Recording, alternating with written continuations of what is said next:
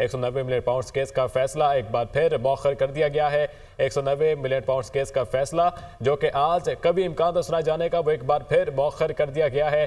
3 बार समाअत मुलतवी हुई, फैसला मौखर किया गया और 190 मिलियन पाउंड केस का फैसला एक बार फिर से मौखर कर दिया गया है। और जज एहतसाब अदालत सुबह 9 बजे से कमरे अदालत में मौजूद है। बुशरा बीबी ना पहुंची और मुल्जिमान के वकला भी ताहाल नहीं पहुंचे और 190 मिलियन पाउंड केस का फैसला एक बार फिर मौखर कर दिया गया है। 3 बार पहले ही फैसला मौखर किया गया था और अब चौथी बार भी 190 मिलियन पाउंड केस का फैसला मौखर कर दिया गया है। तो यह हम खबर आप तक पहुंचाएं। 190 मिलियन पाउंड केस का फैसला अलकादिर ट्रस्ट केस में 190 मिलियन पाउंड का फैसला जो कि कभी इम्कान थे कि आज सुना दिया जाएगा और बानी पीटीआई और बुशरा बीबी के खिलाफ जो भी फैसला था आज सुनाए जाने का कभी इम्कान था, लेकिन फैसला एक बार फिर से मौखर कर दिया गया है।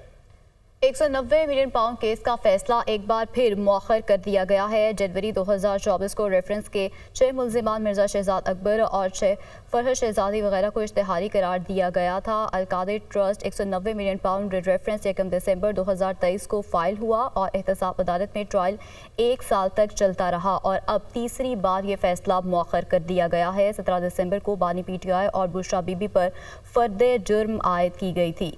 190 मिलियन पाउंड रेफरेंस का ट्रायल 1 साल तक जारी रहा है और बानी पीटीआई और बुशरा बीबी अपने दिफा में कोई गवाह और शहादत पेश करने में नाकाम रहे हैं। 1 साल तक ये ट्रायल जारी रहा है। अदील बड़ाइच हमारे साथ मौजूद हैं। अदील, बताइएगा, एक बार फिर ये फैसला मौखर कर दिया गया है, तीसरी बार ये फैसला मौखर कर दिया गया, क्या ये फैसला इतना कॉम्प्लेक्स है, इतना टेक्निकल है, क्या वजूहात हैं जो बार बार इसको मौखर किया जा रहा है?